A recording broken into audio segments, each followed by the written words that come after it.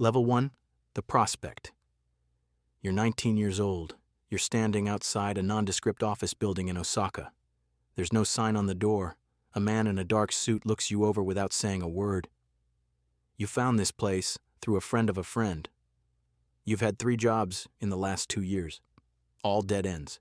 Your father left when you were 7. Your mother works double shifts at a convenience store. You have nothing, and everyone in this neighborhood knows it. The man in the suit nods once. You're allowed inside. The office smells like cigarettes and floor wax. Younger men sit along the walls with their heads down. Nobody introduces themselves. Nobody smiles. You sit down. You wait.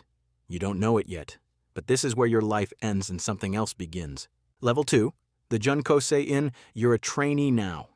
Unpaid. That's the first thing they tell you. You'll work from 6 in the morning until midnight. You'll run errands. You'll clean the office.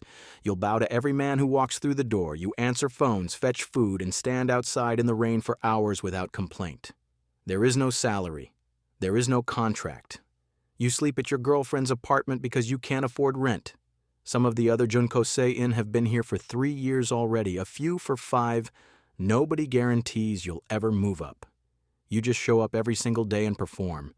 You're proving something, not to them, to yourself. You want in. This is the only way through. Level 3, the errand boy. 3 months pass. You know the routines now. You know which senior members take their coffee black. You know which ones lose their temper before noon. You know not to make eye contact with the Wakagashira when he's on the phone. You're running envelopes across the city twice a week. You don't ask what's inside. You don't open them. You deliver them to hostess bars, construction offices, and pachinko parlors. The managers hand you smaller envelopes in return. You bring those straight back. You're doing collections now too, small ones. A shopkeeper on Midosaji owes 2 weeks of protection fees. You stand in the doorway until he pays. You don't threaten him. You don't have to. Your presence is enough. You're starting to understand how this works. Level 4, the Sakazuki ceremony. You've been chosen. Your oyabun tells you the date. You wear a formal black suit. You bring a bottle of sake as an offering. The ceremony happens in a private room behind a restaurant. The floor is covered in tatami. Senior members are seated in a row. The room is completely silent.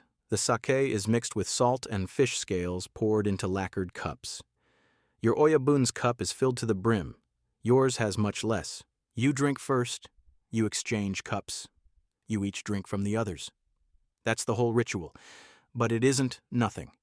You've just made a commitment that supersedes your family, your friendships, and your own life. You're Koban now, he's your oyabun. The bond is permanent. Level 5, the kumiin. You're a soldier, a formal member. You get paid now, barely above minimum wage, but it's something.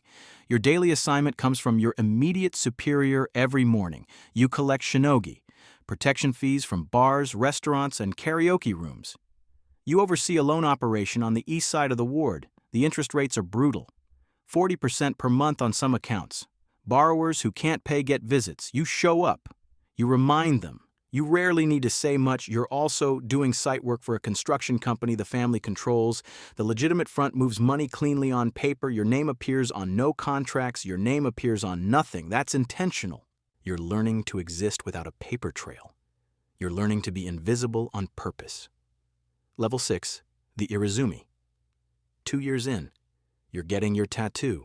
It starts on your back, a dragon rising through waves, scales done by hand with the traditional tabori needle. The horishi works in silence. Sessions last 4 hours at a time. It takes 8 months and costs more than you earn in a year. The family covers the cost. You carry the debt. The pain is significant. Some days you can't sit back in a chair, but you don't complain. You don't mention it once. The tattoo isn't decoration, it's a declaration. It marks you as someone who belongs to something permanent. It also closes doors permanently. Most gyms, public baths, and legitimate corporate environments won't allow you anymore. You're narrowing your world. You know it. You choose it anyway. Level 7, the Chinpira. 3 years in. You're still low ranking. That's the honest truth. Chinpira means small time, foot soldier who hasn't proven anything exceptional. You're running gambling operations in the back rooms of 2 establishments, dice games, card tables, a few unregistered machines. You manage the door, you take a cut of the house. When someone cheats, you handle it yourself. You've broken 3 sets of fingers across a card table in the last 6 months. Nobody filed a report. Nobody ever does. You're also running Sokaya operations. You buy minor shares in a corporation. You show up at the shareholder meeting. You ask disruptive, aggressive questions until management pays you to stop. It's technically legal. Sort of. You've collected 4.2 million yen this quarter doing nothing but standing in a conference room and making executives sweat. Level 8, the Yubitsume. You made a mistake. You got the address wrong on a delivery.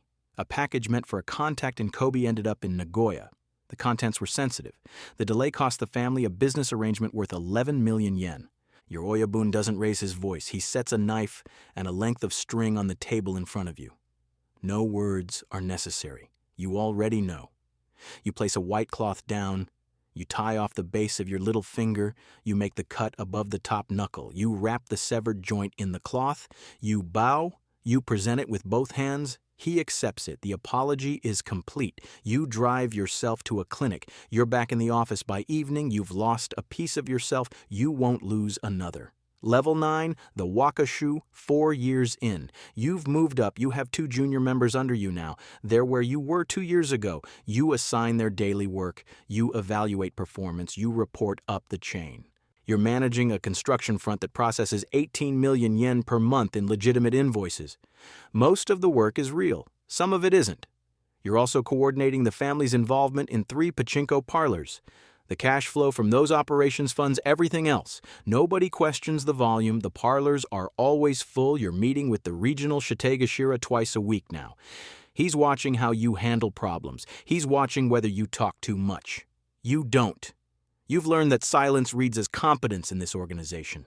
You've learned to say almost nothing and mean everything. Level 10, the Shate, 5.5 years in. You're a younger brother now.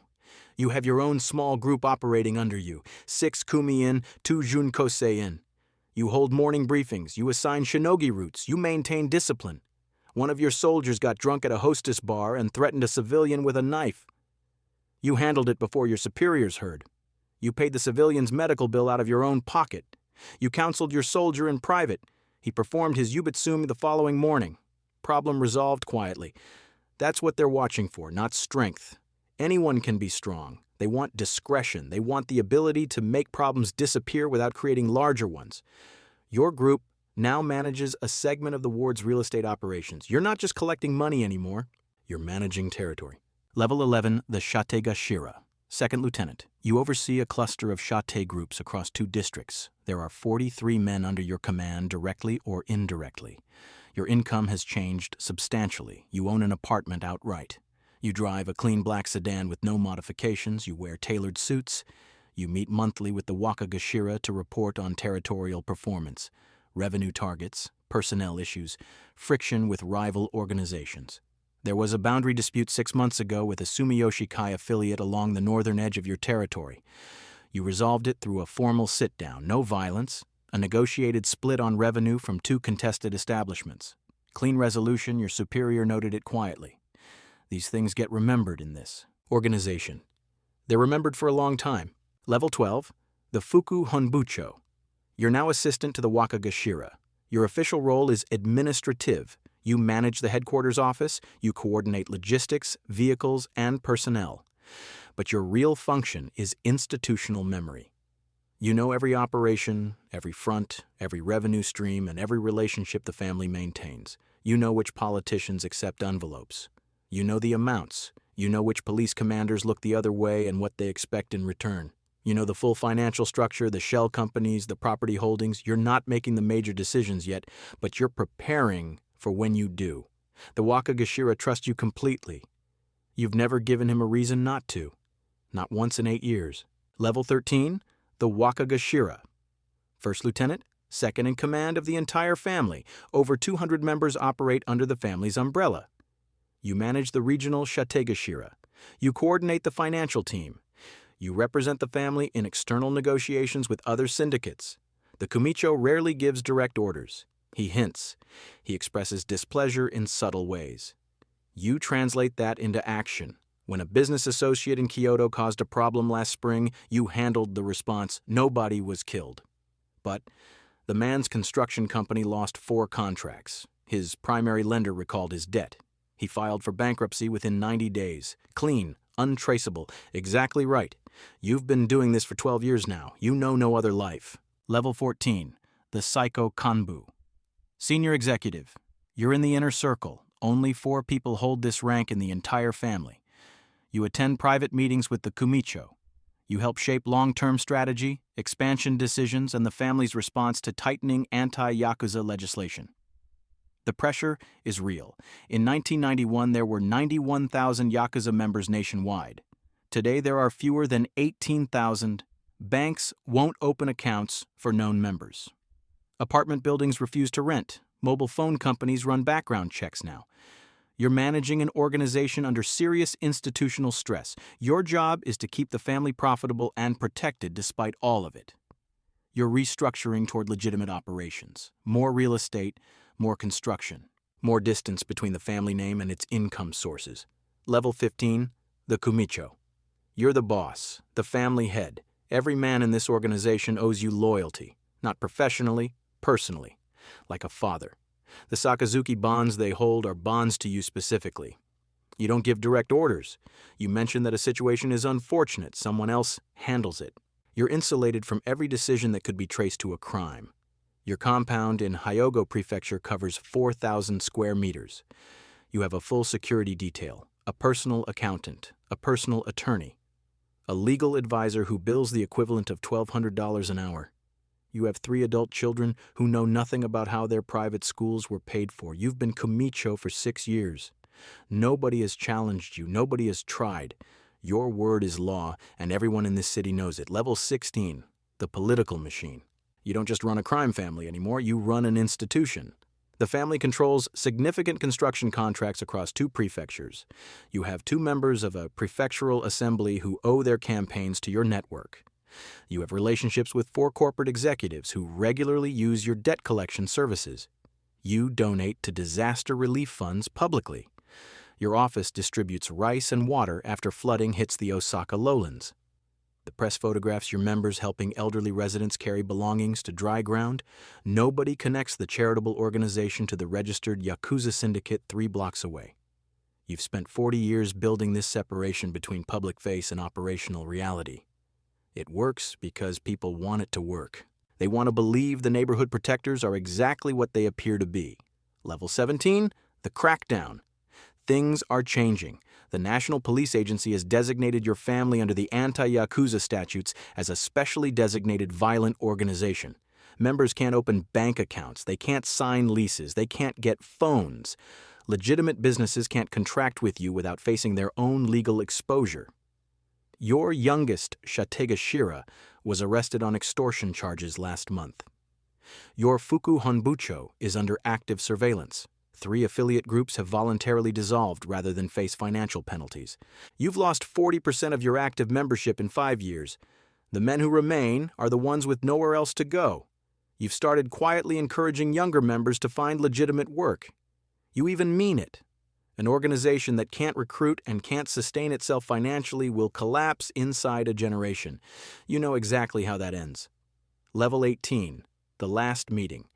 You call a formal assembly. All your senior kanbu are present. You sit at the head of the table in your compound. The room is completely quiet. You look at the men across from you. Some have been beside you for over 20 years. Some are missing fingertips. All of them are tattooed from shoulder to hip. You tell them the family will be restructuring operations, more legitimate fronts, reduced street presence, fewer direct collections, more distance between the men and the money. You don't call it retreat. Nobody in this room would accept that word. You call it adaptation.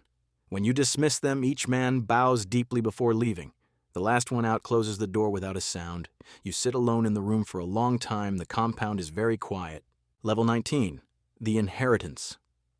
You've been Kumicho for 14 years. The family has survived legal pressure, police raids, rival organizations, and financial restrictions that would have destroyed almost any other syndicate in the country. You're 63 years old. Your back hurts. Your right hand is missing the tip of the little finger, a mistake you made when you were still a chate 30 years ago. You're thinking about succession now. Your Wakagashira has been your second for 9 years. He's disciplined, quiet. He resolves problems without creating new ones. He's never embarrassed the family. You've started preparing him. The conversations are subtle. You mention situations, you observe how he responds. The men who last in this organization are never the loudest ones in the room. They're the ones who can sit in silence and still command the attention of everyone around them.